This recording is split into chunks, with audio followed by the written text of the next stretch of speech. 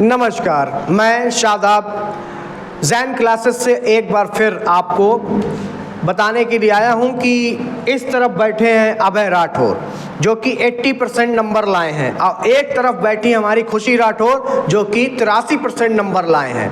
अब इनसे पूछते हैं कि क्या गलतियां आप ना करें और आप क्या करें कि अगली साल आपके जब बोर्ड पेपर हों तो आप अच्छे नंबर ला सकें। चलिए पहले अभय से पूछ लेते हैं कि आप गणित में ऐसा क्या करें कि अच्छे नंबर आप गेन कर सकें।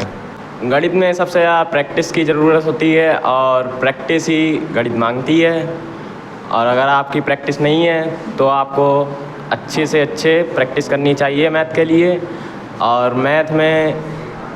मैथ तो सभी लोगों को ज़्यादातर हार्ड ही लगती है, लेकिन कुछ बच्चे ऐसे भी होते हैं जो गणित को बिल्कुल ही आसान मानते हैं और इसीलिए मैथ को प्रैक्टिस करते रहे। मैथ तो इन्होंने भी यही बताया कि मैथ प्रैक्टिस मांगती है। चलिए इनके आए हैं इंग्लिश में 93% नंबर, यानी 100 में से 93। तो इनसे पूछते हैं कि ऐसा क्या इंग्लिश में करें कि आपके नंबर ज़्यादा आ जाएं। और हमें थोड़े बच्चों के मैसेज आ रहे हैं, हम उनके मैसेज पढ़ लें जाके। तो अब यहाँ से लीड करेंगे जैद खान। आइए जैद। तो मेरा नाम है जैद खान एंड आगे से अब मैं लीड करने वाला हूँ। तो मैं खुशी राठौर से ये पूछना चाहूँगा कि आपने इंग्लिश में ऐसा क्या किया है कि आपके 93 आए 100 आउट ऑफ। सबसे पहले तो हम अपने सर का धन्यवाद करना चाहेंगे। उन्होंने हमें बहुत सपोर्ट किया है, इतना घर वालों ने भी किया है, लेकिन सबसे ज़्यादा मेरे सर ने सपोर्ट किया है। और रही बात इंग्लिश की, इंग्लिश में सबसे पहले अपने ग्रामर में पकड़ अच्छी बनाएं। ग्रामर आपकी अच्छी होनी चाहिए और उसके बाद में अपने किस सिलेबस पे ध्यान दें। और यही सब इंग्लिश में सबसे ज़्यादा ग्रामर पे ज़रूरी होती है। और हम कहना चाहेंगे कि इंग्लिश में अच्छे नंबर ला सकते हैं, बस आप लोग मेहनत करिए। जैसा कि इन्होंने कहा है कि हमें ग्रामर पे अपनी पकड़ मजबूत बनानी चाहिए, तो इनका कहना बिल्कुल ठीक है। अगर आपकी ग्रामर ठीक होगी और अगर आपने जो हमारी रीडिंग बुक होती है अगर उसको सही से पढ़ रखा है, आपको पूरी स्टोरी का अंदाज़ा है और आपकी ग्रामर सही है, तो आप स्टोरी को बना के भी लिख सकते हैं। आपको उस लेसन को एक बार पढ़ना होगा एंड आप उसको बना के लिख सकते हैं अगर आपकी ग्रामर अच्छी है। लेकिन अगर आपकी ग्रामर अच्छी नहीं है तो आप उसको नहीं लिख सकते।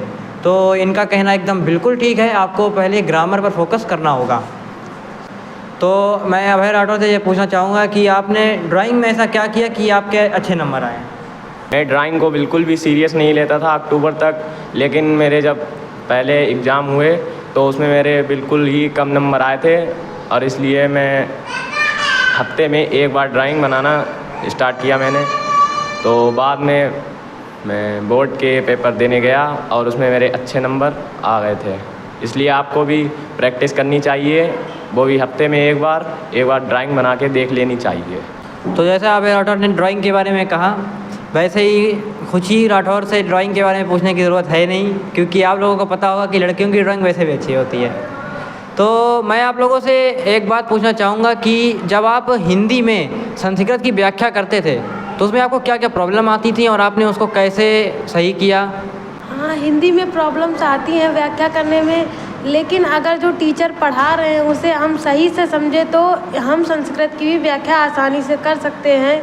और हिंदी एक अच्छा सब्जेक्ट है जिसमें हम परसेंटेज अपनी बढ़ा सकते हैं। तो मैं आप लोगों से ये पूछना चाहूँगा कि जैन क्लासेस अब आगे ऐसा क्या करें कि आप लोग अच्छे से प्रिपरेशन कर सकें यूट्यूब पर ऑनलाइन। तो इस क्वेश्चन का आंसर मैं खुशी राठौर से पूछना चाहूँगा कि इनका क्या ओपिनियन है इस पे। हमें लगता है जैन क्लासेस में सर को ऐसा करना चाहिए कि 2 नंबर, 6 नंबर और 4 नंबर वाले सवाल के अलग वीडियो बनानी चाहिए और अनसार्ट भी सॉल्व करना चाहिए।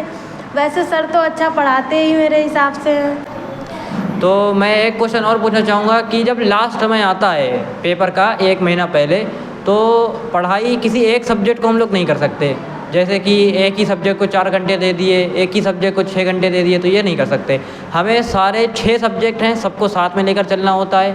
तो मैं अभय राठौर से ये पूछना चाहूँगा कि उन्होंने ऐसा कैसे मैनेज किया, ये टाइम मैनेजमेंट उन्होंने कैसे किया, 6 सब्जेक्ट को एक साथ कैसे पढ़ा लास्ट के महीने में। तो और मैं इनसे एक और बात पूछना चाहूँगा कि इन्होंने कितने घंटे पढ़ाई की है, तो आपका ओपिनियन। जब मेरे पास 1 महीना सिर्फ रह गया था तो मैं उसमें पहले मैं 1 महीना पहले से भी मैं बहुत ही कम पढ़ाई करता था, और जब मेरे पास 1 महीना बचा तब मैं उसमें ही लग गया और सभी चीज़ें त्याग दिया। मतलब जो खेल या फिर अलग कोई से भी काम वो सब मैंने छोड़ दिए और मैं पढ़ाई की तरफ चला गया।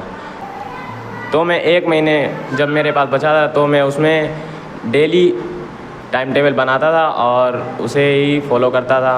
एक दिन में मैं 4 घंटे पढ़ता था डेली, और जिस सब्जेक्ट में कमज़ोर था मैं तो उसमें 1 से 1.5 घंटे या फिर 2 घंटे भी दे देता था।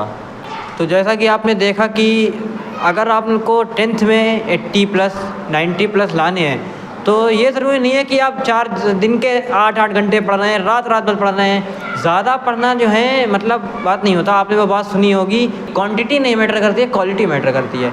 तो आपको ये नहीं देखना है कि 8 घंटे पढ़ना है, 6 घंटे पढ़ना है। अगर आप दिन के 2 घंटे पढ़ रहे हो और अपना 100% दे रहे हो तो वो 2 घंटे पूरे 8 घंटों के बराबर हो सकते हैं। और मैं आपको बताना चाहूँगा कि अगर आप लोग टाइम टेबल नहीं बना पाते हैं तो आगे बहुत जल्द ज़ैन क्लासेस आपको टाइम टेबल बनाना सिखाएगा। एक वीडियो हम लोग ऐसी लाएंगे कि आपको बताएंगे कि अपना टाइम कैसे मैनेज करना है, अपना सिलेबस कैसे मैनेज करना है। बहुत जल्द हमारे शादाब सर इस चैनल पर ये वीडियो लाने वाले हैं। धन्यवाद।